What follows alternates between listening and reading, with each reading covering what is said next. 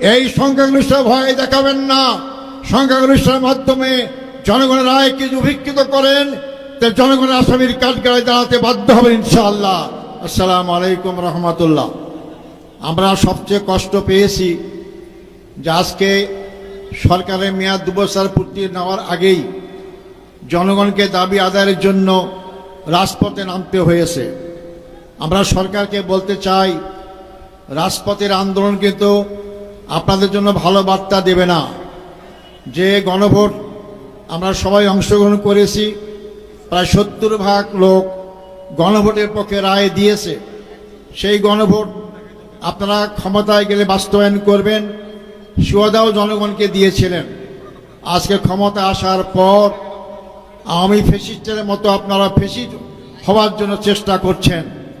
আওয়ামী ফ্যাসিস্টকে বাংলাদেশের জনগণ 16 বছর আন্দোলন করে তাড়িয়ে দিয়েছে। আপনারা আজকাল জাতীয়তাবাদী ফ্যাসিস্ট সরকার, আপনারা যদি মনে করেন জনগণকে আন্দোলন দমাবেন আপনাদের পেটুয়া বাহিনী দিয়ে, তাহলে আপনারা বোকার স্বর্গে বাস করছেন। সংগ্রামী ভাই বন্ধুগণ, আপনারা এখন গণভোটের ব্যাপারে সংবিধানের দোহাই দেন। আজকে কোন সংবিধানের বলে আপনারা ক্ষমতায় আছেন? কোন সংবিধানের বলে আপনারা এমপি হয়েছেন, মন্ত্রী হয়েছেন? কোন সংবিধান বলে আপনারা প্রধানমন্ত্রী হয়েছেন? একটা আইন মানবেন আর আরেকটা আইন মানবেন না। যেটা আপনাদের পক্ষে যায় সেই আইনটা মানবেন, যেটা আপনাদের বিরুদ্ধে যায় সেটা মানবেন না। এইটা জনগণ মেনে নেবে না। আপনারা আন্দোলন দেখেছেন, আপনারাও আন্দোলন ছিলেন, আমরাও ছিলাম। জনগণকে বাধ্য করবেন না। আপনারা যখন একসময় ক্ষমতায় ছিলেন, জনগণের দাবি ছিল কেয়ারটেকার সরকার। আপনারা নানান কথা বলেছিলেন, আমি সেই দিকে যাইতে চাই না। কেয়ারটেকার মানেন নাই, মানতে বাধ্য হয়েছেন জনগণ আন্দোলনের মুখে, কিন্তু আপনাদের জন্য সুখকর হয় নাই। আপনারা ক্ষমতা আসতে পারেন নাই। আজকে আপনারা ক্ষমতায় কিভাবে এসেছেন বাংলাদেশের জনগণ জানে। আপনারা কি পরিমাণ আসনে আপনারা ভোটের রেজাল্টে কারচুপি করেছেন জনগণ ভালো করেই জানে। জনগণ থেকে সম্পূর্ণ ভোট পেয়ে আজকে আপনারা ক্ষমতায় নাই। আপনাদের পায়ের তলা থেকে মাটি সরে যাওয়া শুরু করেছে। জনগণের ভাষা বুঝুন, জনগণকে মাঠে আন্দোলন করতে বাধ্য করবেন না। এই জনগণ যদি আন্দোলন করতে মাঠে নামে, আমরা বলতে চাই জনগণ দাবি আদায় করা পর্যন্ত রাজপথ ছাড়বে না ইনশাআল্লাহ। সংগ্রামী ভাই বন্ধুগণ, আজকে আপনারা সুযোগ থাকতে অবিলম্বেই আপনারা গণভোটের রায় মেনে নিয়ে বাস্তবায়ন করা শুরু করুন। আমরা আপনাদেরকে সহযোগিতা করব।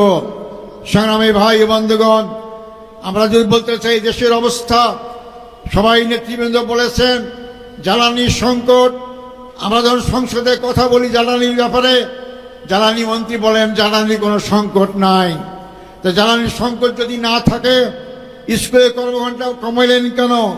সরকারি কর্মঘণ্টা কমাইলেন কেন? তাহলে আজকে শত শত হাজার হাজার লোক লাইন ধরে তেল নেওয়ার জন্য চেষ্টা করে কেন? এটা কি জ্বালানির সংকট দেখতে পারেন না আপনারা? হ্যাঁ, আপনারা দেখতে পারবেন। যখন জনগণের রুদ্রসে পড়বেন তখন সবই ঠিক পাবেন ইনশাআল্লাহ। সংগ্রামী ভাই বন্ধুগণ, আপনারা আজকে ক্ষমতা 2 মাস হতেই আবার চাঁদাবাজি শুরু করেছেন। চাঁদাবাজিদের এই দেশের জনগণ অতিষ্ঠ হয়ে গিয়েছে। আপনারা নিজেরাই সরকারি দল থেকে মব সৃষ্টি করছেন, আপনার প্রকারান্তরে জনগণ উস্কিয়ে দিচ্ছেন মব সৃষ্টি করে আপনাদের ঘেরাও করার জন্য। এই কালচার বন্ধ করুন। এই কালচার বন্ধ না করলে জনগণও কিন্তু সেই কালচার অভ্যস্ত হলে দেশে কোনো শান্তি আসবে না, আপনারাও শান্তি থাকতে পারবেন না। সংগ্রামী ভাই বন্ধুগণ, আমরা মিছিল করবেন ইনশাআল্লাহ, শান্তিপূর্ণ মিছিল।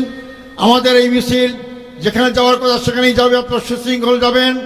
আমরা বলতে চাই এই মিছিল, এই গণমিছিল আজকে শেষ হয়, যদি ভালো ভালোই সরকার মেনে নেন, সংসদ চলবে আগামীকাল থেকে। সেখানে যদি ঘোষণা দেন যে আমরা গণরায় বাস্তবায়ন করার জন্য সংবিধান সংস্কার করব, তার জন্য পদক্ষেপ গ্রহণ করবেন। আমরা সংসদে যারাই আছে আপনাকে সহযোগিতা করব। আর যদি না করেন, আগামী দিনে আন্দোলনের জন্য মোকাবেলা প্রস্তুত হন।